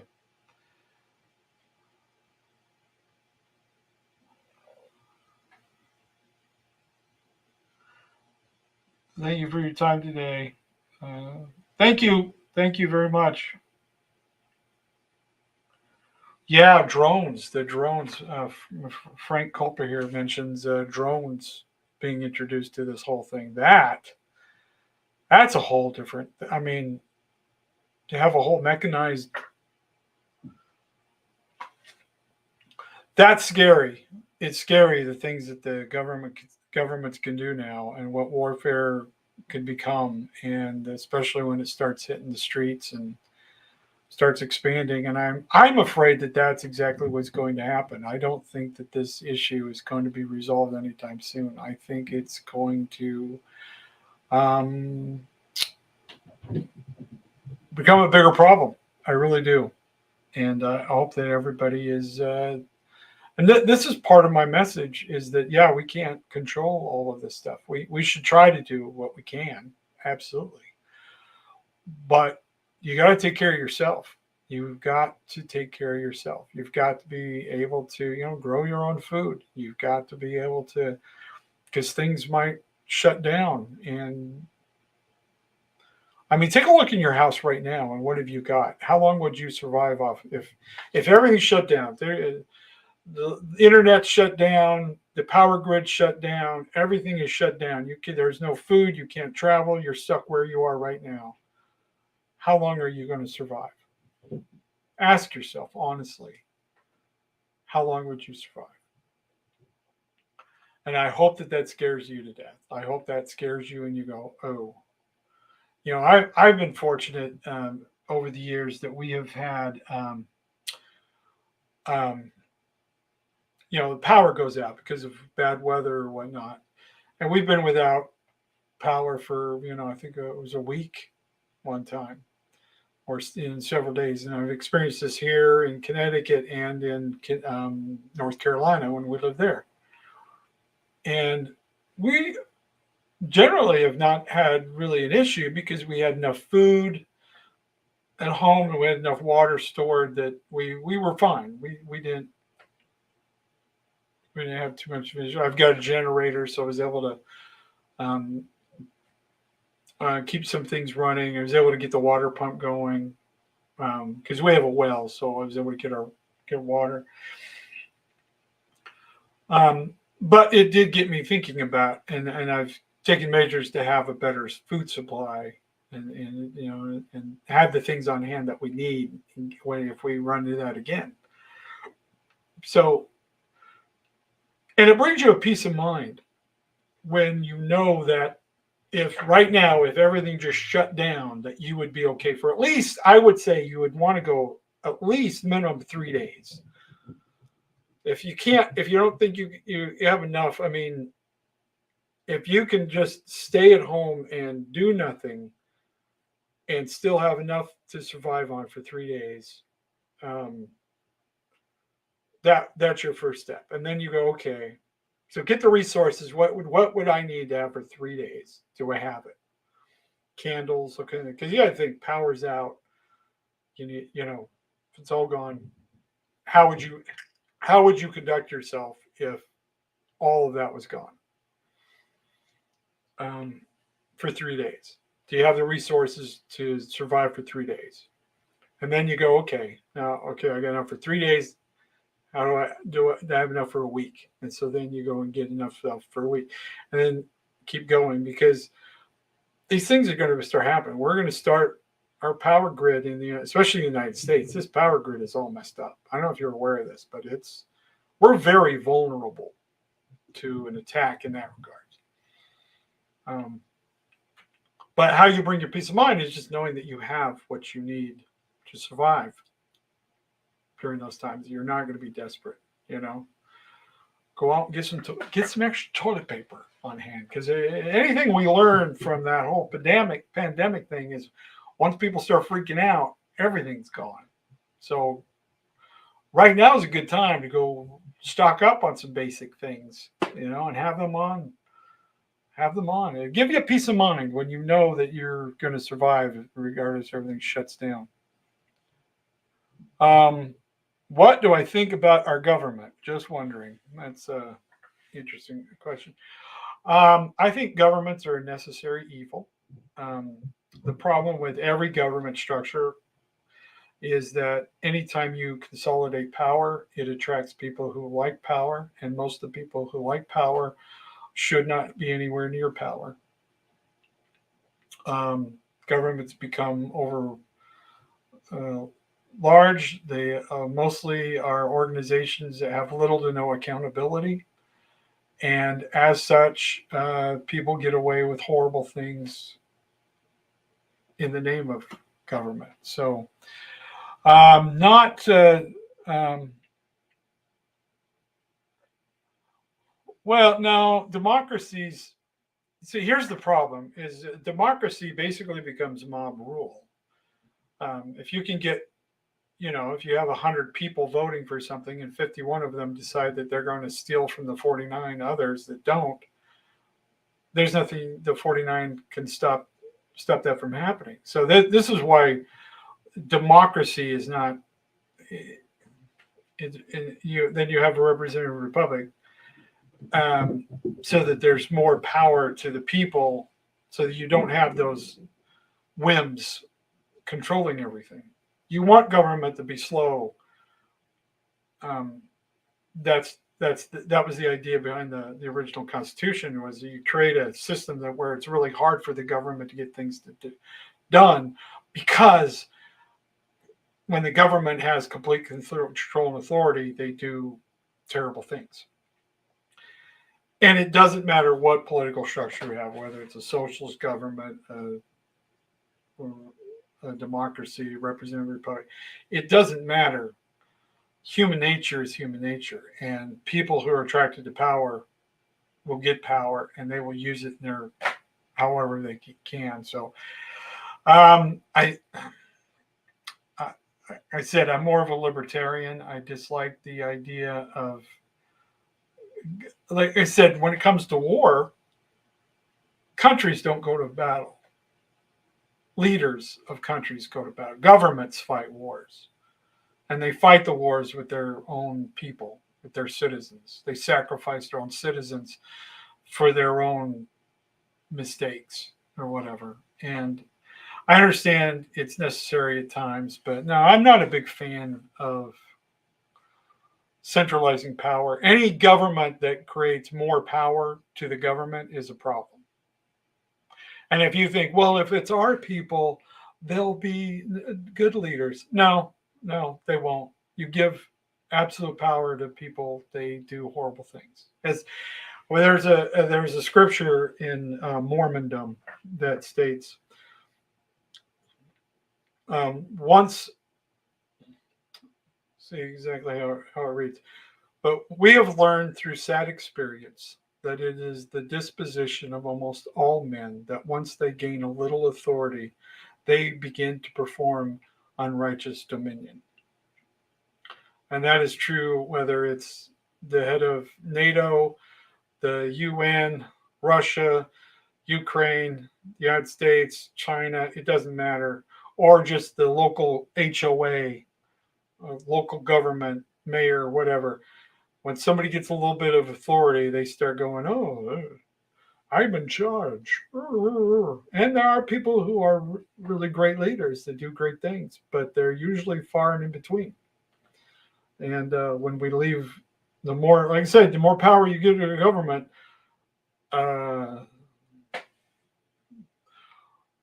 the worse they're going to make things for everybody else. So it's.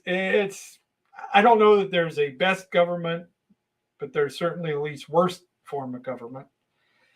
But it's got to be one that's got checks and balances, and it's got to be one that the people can overthrow it and dissolve it and do something different once it gets too powerful. So that's my thoughts on it.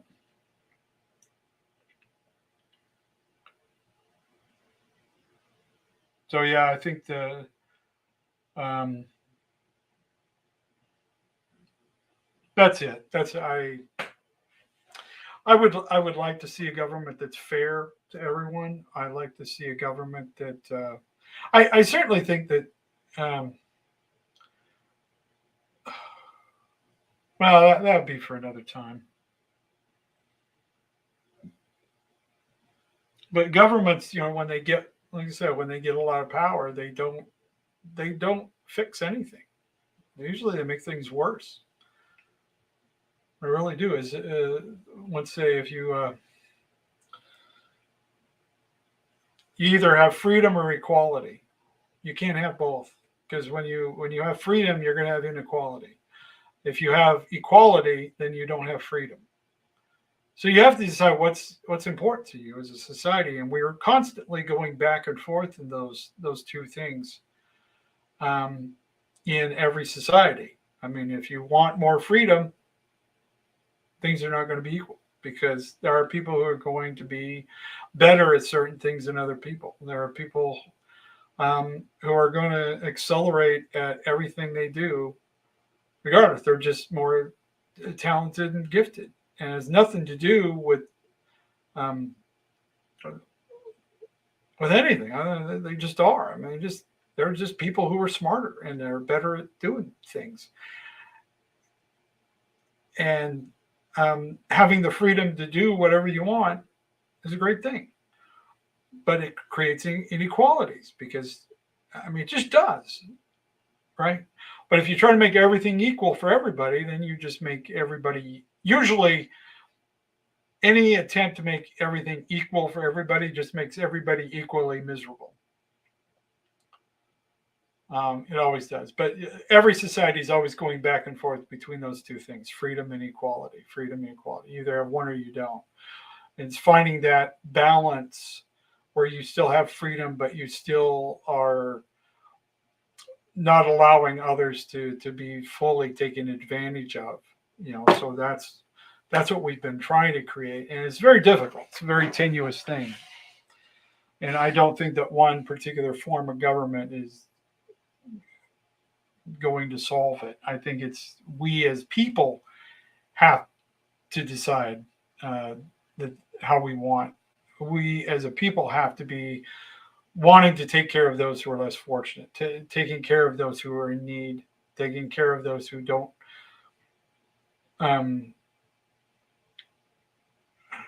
who don't excel at things, but still being able to also provide for them. And I think we have enough resources. We certainly, I mean, if you look at this world, we have enough resources to take care of everyone. We have enough resources to feed the whole world. We have enough resources to have everyone have what they need.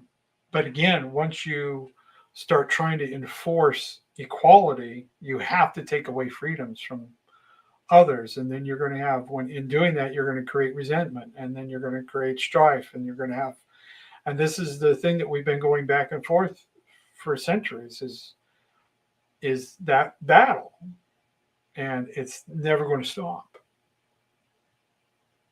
until the people become righteous, until when all the people give up their greed, and they give up all of their ego, they give up their pride, and we humble ourselves and say, hey, we're all in this together. And we do this as a people, not as a government. Governments don't solve problems. They manage them because that's what gives them power.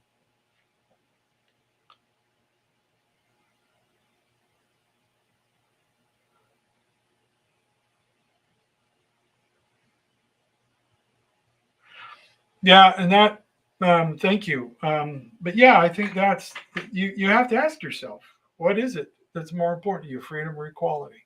Because you can't have one or the other. I mean, you either have one or the other. And trying to find a balance it's difficult. I mean, that is really the challenge of any government or any system, any society, is how do you create that balance? And the only way you can have that um, is the people in their hearts, and just people giving up, needing to have more and more and more. You know, we have people who are rich beyond rich, and they'll give away some of their money, or they'll help to some degree, but for the most part they just keep hoarding and hoarding and hoarding, and we all see it. We all see it happening. We see a lot of rich people just getting richer and richer, poor people getting poorer and poorer. And instead of trying to educate people to this is my big problem with the educational system, is that it's not designed to teach people how to take better care of themselves. It doesn't teach people how to enjoy their freedom and how to use their freedoms to take better care of themselves and to make money and everything. Because the government doesn't want you to think for yourself and be able to take care of yourself. The government wants you independent on them and the system that they've created, which has been instituted and created by people with a lot of money and power who want to maintain their money and power. And so they create a system and support a system that keeps you from getting power and money, so that you're always basically enslaved to this system. And that's my problem with the educational system. It doesn't teach people how to invest. It doesn't teach people about money. It doesn't teach people how to start a business. It doesn't teach people how to really conduct yourself in a society. It doesn't teach you how to take advantage of all your freedoms. And in doing so, it creates the inequality, because it creates a group of people that don't know what to do. And so they're stuck in this system where the system that is destroying them is also the system that is telling them what to do. So those who are who are taking advantage of your lack of knowledge and understanding are benefiting from you not having knowledge and understanding. So they're going to keep you from having more knowledge and understanding. That's the vicious system that we've created, and that's the system we need to stop and bring an end to. So, how do we change it? Well, we as human beings have to change it. We the people who are here, we have to stop participating in the system. We have to stop letting them control us through fear. We have to take it back. We really do. How do you do that? It's you're fighting against a very powerful system. Um, and how do we accomplish that? I don't know. I have my suspicions. I have I I think educating people, letting people know, and opening their eyes, and I think more and more people, from every political spectrum is starting to comprehend that and understand it. We're starting to see it. We're starting to see how this system is not benefiting the vast majority of us. It's benefiting very few. I mean, look at this pandemic. Holy cow! Pharmaceutical companies, a lot of tech companies. I mean, Amazon went absolutely crazy during the whole thing, whereas a lot of mom and pop, local stuff went out of business. The pandemic destroyed people's lives. And yet other people who are in the right position, they became extraordinarily wealthy. Um, like I said, it's the only way you take it back is that you use your freedom to fight back against the system. Um, and how do you do that? Well, grow your own food, start your own business, create your own income, create. You fight the system by not participating in the system. You fight the system by beating the system. You take it on, and that's what we do. Oh, this is cool. The University of Rhode Island College of Business does that. Yeah. Well, okay, college. Yeah, I agree that these are available to college students, but how many people, one, can actually get into college, can afford to go to college to get that experience? I'm saying is that our public educational system is the problem, because we are not teaching young people how to think for themselves. We took logic out of schools. We took critical thinking out of the schools. I mean, there are there are some that still have it. I have friends who were school teachers who look at upon themselves to challenge kids to do that. But institutionally, in general, it's been eliminated. But I think we should eliminate all the curriculum handed down by the federal government and allow school teachers to teach the students the way they want to teach them, because this is where we have this struggle with teachers, where teachers are just manipulate, control my child. They're doing what they're trying. A lot of teachers get into this because they love children, they love educating, they love being a part of that process. They were inspired by teachers that they had, and they want to help. They want to do something positive in these kids' lives, but they get there and they're stuck in the system that they're mandated what they're supposed to teach. So they don't really get a chance to really educate the way they want to, because they have to uphold a system. If we just let teachers do their job, just let them do what they're capable of doing, I think we'd have a much better system. So.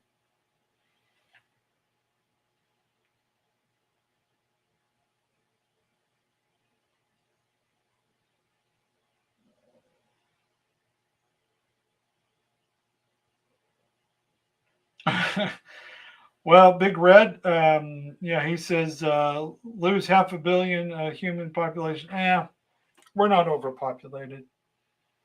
I think that's, again, it's like I said, we have enough resources to take care of the world. We're just hoarding them in certain places.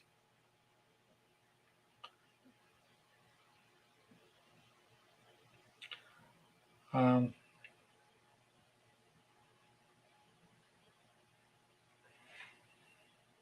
what motivated me to serve in the Marine Corps? That's a good question. The first Gulf War, to be perfectly honest with you, because I'd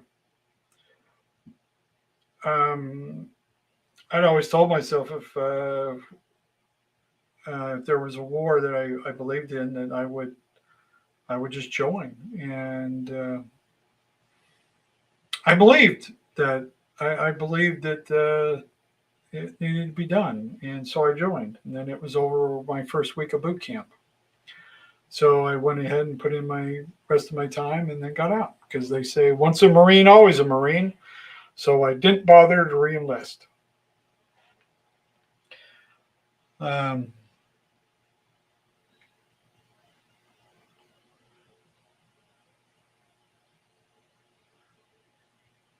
Incomplete Skeptic says, your grandfather would be proud. Thank you. Thank you. Good use of your life, Sir Rodney. P.S. Maybe freedom is the abyss. I, I certainly can agree with that. What did you serve 91? Yes, I went in January of 91. I got out January of 95. Did a 4-year tour. It was a 2531 and a 2542. I was in communications. I served in Okinawa at Camp Schwab with 4th Marines. And then I was at 8th Com Battalion in Camp Lejeune. Or Lejeune, as some of us are told to, as somebody was trying to make us all say it. Um, um, I really disagree with the idea that we're overpopulated. I don't think we are. In fact, we're finding a lot of declines in population in Europe, um, and Africa. Well, Africa, the horrifying thing going on in Africa is that I think we're having a greater birth rate, but the average age is going down. So we have more population, but they're dying sooner. They're dying younger ages, and a lot of that is because of, well, the cobalt mining industry is killing Africa right now.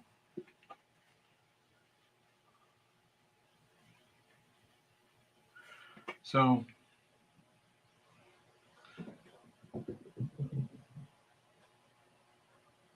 um, no, I don't. I really don't think we're having a population. I think that's part of the fear mongering that's going on. I don't buy into it. Again, once I hear the official word, I start asking, why are they saying this? Because most of the time, the government's lying to us. I mean, you go back and look at how many times the government's lied to us, and then tell me why I should continue to listen to them. Any of them, NATO. I mean, well, UN. I mean, anything the UN has to say is very self-serving. So I disagree with most of it. Do I still consider myself a Marine? Yeah, I think a part of your training as a Marine, it sticks with you throughout your whole life. Um, Absolutely. I think a lot of the values and things that were ingrained in me in boot camp and it reinforced when I was in the fleet. Certainly, certainly, certainly.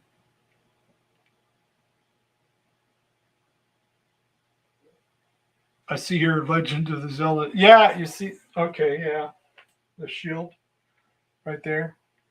Um, uh, my family just enjoys the game, and so my kids have gotten these shields. I think there's 3 shields, and then we got swords that are all from the game. My kids were into role playing. I just thought the shield looked cool, so that's why it's hanging up there. Uh,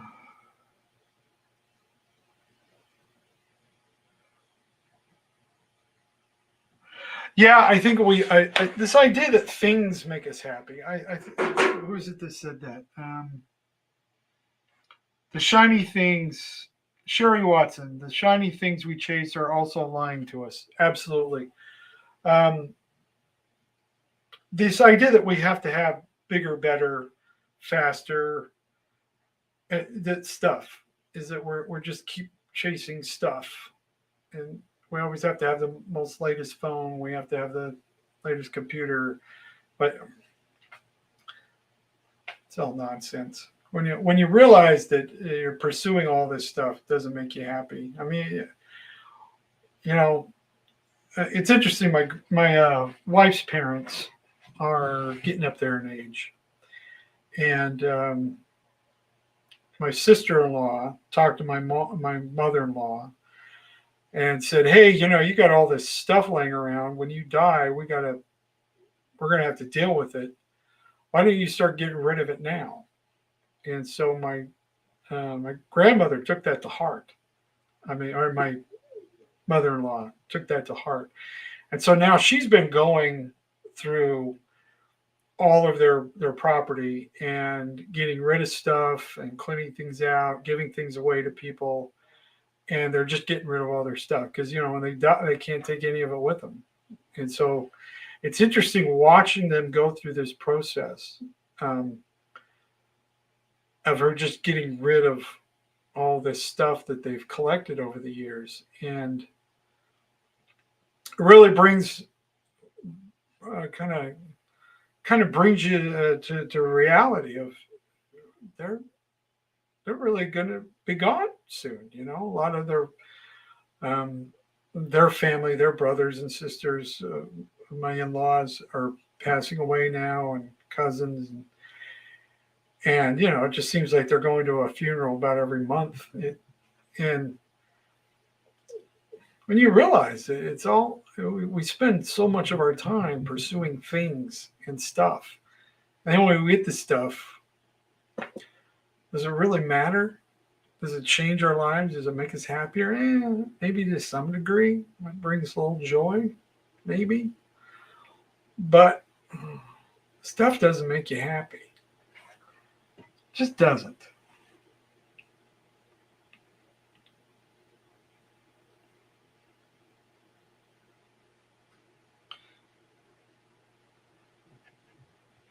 But yeah, when you're just always pursuing stuff, and so you end up giving away because you're dedicating yourself to more time at work to make more money so you can buy more stuff. And then you have stuff. I know lots of people who have who will go and buy all these toys, and they'll get the forerunners and the side by sides and the boats and RVs, and they have this all stacked up to the side of their house, and they'll use it like twice a year, maybe.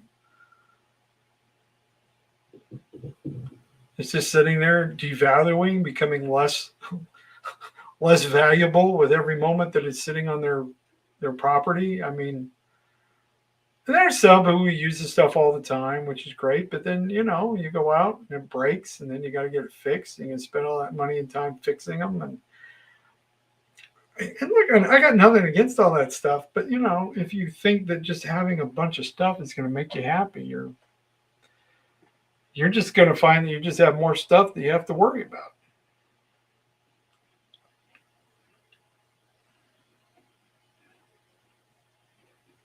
So anyway, I thought I was going to do a short day today. I know we've done 2 hours. We've been sitting here for 2 hours, people. At least I've been. I don't know, but I'm sure many of you have things to do. And again, I want to thank everybody for your time, for your comments. If you have questions, comments, or concerns, feel please, you can contact me, DM me. Might take me a while to get to them if it's a DM, or you can go to my website, rodneynorman.com. You can participate in the purchase of things to help support me and what I'm doing here. You can check out the website and see where I'm going to be performing next. And right now, I have nothing planned for the month of March. I have no shows for this month. Nothing live, so I'll be doing more and more of this. We're getting some more videos. Go check out my new video I dropped today. I'm going to start doing more of that type of stuff, and just having a little more fun, introducing some new characters. And of course, we'll be back again live tomorrow at 9 a.m. Eastern Standard Time here in the United States. So thank you. You've been wonderful. I love each and every one of you. Have a super freaking awesome day.